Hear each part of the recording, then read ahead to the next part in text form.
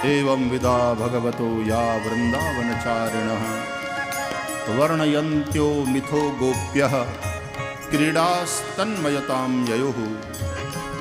ગાતી ગાતી ગોપીઓ ચિન્મયમાં તન્મય થઈ, આનું નામ ધ્યાન. સુરથી પણ સમાધિ લાગે વાલા. નાદ બ્રહ્મ, સંગીતમાં પણ એક શક્તિ છે. ભગવાન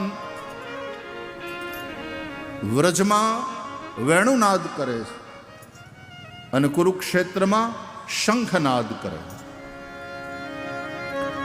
વેણુનાદ દ્વારા સદવૃત્તિઓને પોતાના તરફ આકૃષ્ટ કરે છે અને શંખનાદ દ્વારા પ્રભુ દુર્વૃત્તિઓને દૂર કરે. હેમંત ઋતુમાં ભગવાને નંદવ્રજ કુમારિકાઓ પર અનુગ્રહ કર્યો. ચીરહરણની લીલા દ્વારા ભગવાને વાસનાના વસ્ત્ર ખેંચી અને એ નંદવ્રજ કુમારિકાઓના प्रेम ने भाव ने विशुद्ध. देखो वासना और प्रेम में बहुत कम अंतर है. डोळું पाणी અને निर्मल जल એમાં જેટલો ફેર છે ને એટલો ફેર છે વાસના અને પ્રેમમાં. છે તો ઉર્જા એ જ, પણ વાસના એટલે ડોળું પાણી, મલિન ભાવ, અને પ્રેમ એટલે નિર્મલ જલ. મોટા ભાગના રોગ પોલ્યુટેડ વોટરથી થાય. એમ ભાવના બગડે ને એટલે માણસનો વ્યવહાર બગડે. સમાજમાં અનેક પ્રકારની ઉપાધિઓ, સમસ્યાઓ ઊભી થાય. માણસનું મન નિર્મળ, માણસનો ભાવ નિર્મળ, તો એનો વ્યવહાર પણ સાચો. ભગવાને વાસનાના વસ્ત્રો હરિ અને ગોપીઓના પ્રેમને વિશુદ્ધ કર્યો. પછી ભગવાને બ્રાહ્મણ પત્નીઓ પર અનુગ્રહ કર્યો. પછી ભગવાને ઇન્દ્રના ગર્વને ઉતારવા માટે એના યજ્ઞનો ભંગ કરાવી વ્રજવાસીઓને નવા પ્રકારના 3 યજ્ઞ, ગોવર્ધનનો યજ્ઞ, ગાયોનો યજ્ઞ અને બ્રાહ્મણોનો યજ્ઞ, એના તરફ વાળ્યા. ગોવર્ધનનો યજ્ઞ એટલે પ્રકૃતિની પૂજા, અને પ્રકૃતિની પૂજામાં જ પર્યાવરણની સુરક્ષા નિહિત છે. દ્વારકામાં યાદવોની સુધર્મા સભા હતી. જેમ આપણે લોકસભા અને રાજ્યસભા હોય છે ને, એમ દ્વારકામાં સુધર્મા સભા છે. અને સુધર્મા સભામાં રાષ્ટ્રના પ્રશ્નો ઉપર ચર્ચા થતી. જરાસંઘ જેવા આક્રાંતાએ અન્યાયપૂર્વક કેટલાય રાજાઓના રાજ્યને છીનવી લીધા. એ રાજાઓને કેદ કર્યા. ત્યારે એમના વતીથી એક દૂત સુધર્મા સભામાં આવે છે દ્વારકામાં અને ફરિયાદ કરે છે કૃષ્ણ પરમાત્માની સામે કે તમે અન્યાય સહન કરી નથી લેતા, તમે અન્યાય ચલાવી નથી લેતા. જ્યાં જ્યાં અન્યાય થતો હોય ત્યાં જઈ તમે એને ન્યાય અપાવો છો. અમે પણ તમારી પાસે ન્યાયની ભીખ માગીએ છીએ. હે દ્વારકાધીશ, અમને ન્યાય અપાવો. અને ભગવાન દ્વારકાથી ઠેઠ ન્યા ગયા. પહેલાં પાંડવોના રાજસુ યજ્ઞમાં પહોંચ્યા. રાજસુ યજ્ઞમાં દિગ્વિજય કરવાનો હતો, એટલે પછી ભીમસેનને અને અર્જુનને લઈ અને જરાસનને ત્યાં ગયા. ભીમસેન દ્વારા જરાસનને મરાવ્યો અને પછી જરાસનના દીકરા સહદેવને ગાદીએ બેહાડ્યો. જરાસંધે જેટલા રાજાઓને કેદ કર્યા હતા એ બધાને છોડાવ્યા. એને એના રાજ્ય, એના હક, એના હિસ્સા પાછા અપાવ્યા. બધાને ન્યાય અપાવ્યો. અને એ બધા રાજાઓએ ભેગા મળી દ્વારકાધીશ ભગવાનની સ્તુતિ કરી. એ સ્તુતિનો આ શ્લોક બહુ પ્રસિદ્ધ છે. આપણે જો આ શ્લોકથી રોજ દ્વારકાધીશને પ્રાર્થના કરશું ને તો આપણા સંકટો પણ દૂર થશે. એ શ્લોક તમારે બોલવો છે તો હાથ જોડીને બોલો, દ્વારકાધીશને પ્રાર્થના કરો. કૃષ્ણાય વાસુદેવાય, બધા બોલો, કૃષ્ણાય વાસુદેવાય. એ તમે દૂધ પીવો છો?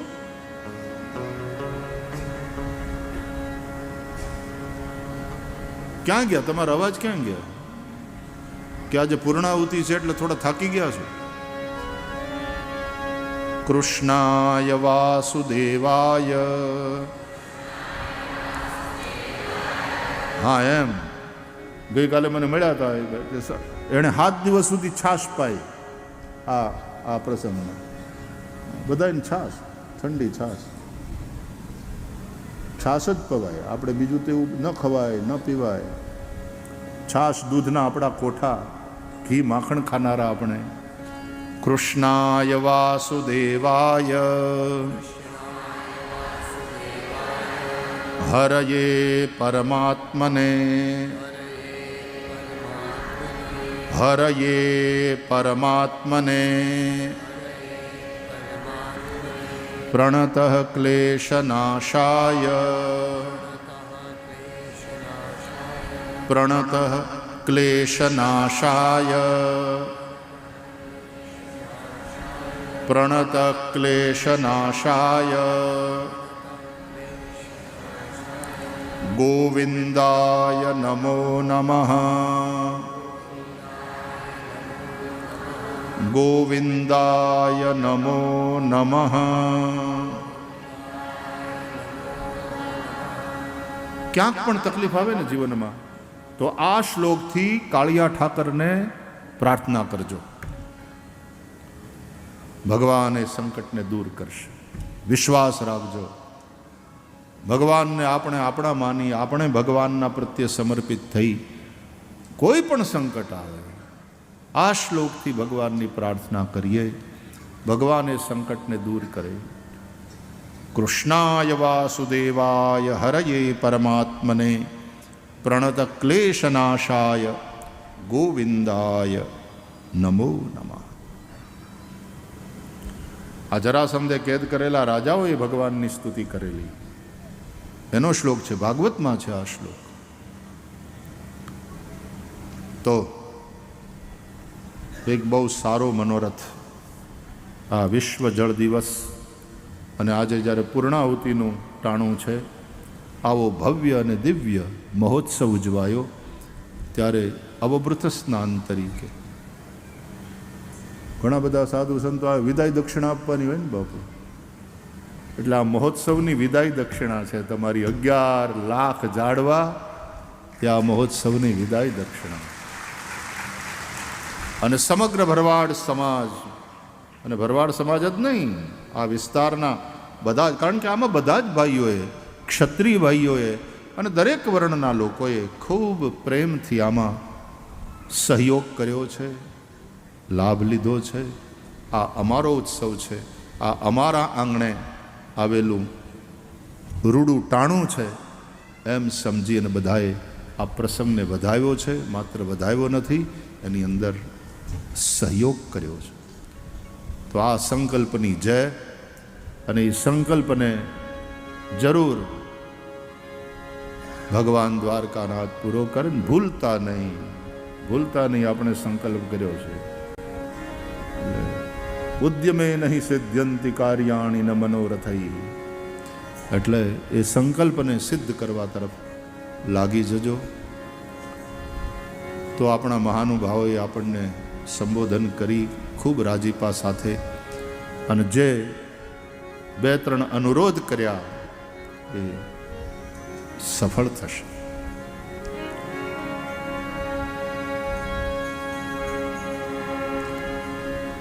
ભગવાને ગોવર્ધનનો યજ્ઞ કરાયો, એ પ્રકૃતિની પૂજા છે, એમાં પર્યાવરણની રક્ષા નિહિત છે.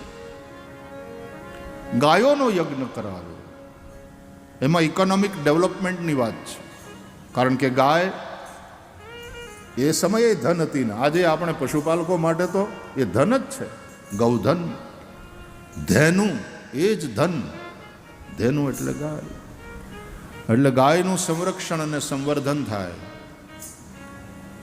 એ દ્વારા ઇકોનોમિક ડેવલપમેન્ટ, આર્થિક વિકાસ થાય. અને બ્રાહ્મણોનો યજ્ઞ એટલે એજ્યુકેશન. બ્રાહ્મણ શિક્ષક છે, એટલે આપણા છોકરાઓ ભણે, આપણી દીકરીઓ ભણે, ભણતર વધે, એ જોવા. નથી લાગતું કે દ્વારકાધીશ શ્રી કૃષ્ણના એ વખતે એણે કરેલા આ 3 યજ્ઞો આજે પણ એટલા જ જરૂરી છે સમાજના ઉત્કર્ષ માટે. એટલું જ એનું મહત્વ છે. અને ભગવાન શ્રી કૃષ્ણ જે કહે, ભોળુડા આ બધા ગોવાળિયાઓ, એને ભરોસો કૃષ્ણમાં. અર્જુને તો બહુ પ્રશ્ન કર્યા, એ પછી એમ કહ્યું કે હવે સમજાણું, હવે કરીશ્યે વચનં તવ, તમે કહો એમ. પણ આ ભરવાડ, આ ગોવાળિયાઓ, આ ગોકુળિયાના લોકો, એની મજા આવી કે કાંઈ કોઈ પ્રશ્ન કાંઈ નહીં. ભલે કાળિયા ઠાકર તું કેમ બાપ, તું જે કે એમાં અમારું ભલું જ હોય, એ ભરોસો છે અમને. એટલે આ ભરોસો, આ ભોળપણ અને આ ભાવ, એ ત્રણેયનો સમન્વય થાય, એનું નામ ભરવાડ, એનું નામ ભગવાનનો ભક્ત, એ ખરો ગોવાળિયો.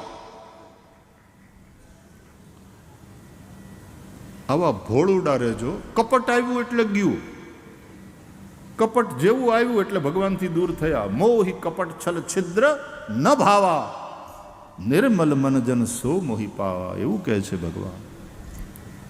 નિષ્કપટ. કોઈ એક ગામના વિશે કોઈ એક ગરીબ બ્રાહ્મણ રહેતો હતો. આવી કથાઓ, વાર્તાઓ તમે ઘણી સાંભળી હશે. પણ કોઈ એક ગામના વિશે એક અતિ કપટી બ્રાહ્મણ રહેતો હતો. આવું ક્યાંય નહીં સાંભળ્યું. બ્રાહ્મણ નિર્ધન હોઈ શકે, પણ બ્રાહ્મણ કપટી ન હોય. એ ભૂદેવ છે, કપટ નહીં.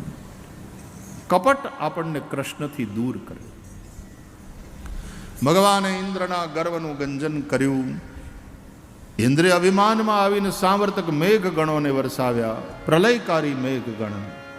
ત્યારે ભગવાને ગોવર્ધન ગિરિરાજને પોતાના ડાબા હાથની ટચલી આંગળીના નખ ઉપર ધારણ કરીને વ્રજવાસીઓની રક્ષા કરી, ઇન્દ્રના ગર્વને ઉતાર્યો. પછી તો ઇન્દ્રને પોતાની ભૂલ સમજાણી. ભગવાને જ્યારે જ્યારે દેવોને પણ અભિમાન આવ્યું, ત્યારે ભગવાને દેવતાઓને પરાસ્ત કરી અને એમની અંદર પ્રવિષ્ટ આસુર ભાવની નિવૃત્તિ કરી, અને એ રીતે દેવતાઓ ઉપર અનુગ્રહ કર્યો. અસુરોને મારી એનો ઉદ્ધાર કર્યો, એ રીતે અસુરો ઉપર પણ અનુગ્રહ કર્યો. અને પોતાની લીલા દ્વારા આપણને માનવોને આપણા જીવન સાફલ્ય માટે અનેક ઉપદેશ આપી, અનેક સંદેશ આપી અને માનવોના ઉપર અનુગ્રહ કર્યો.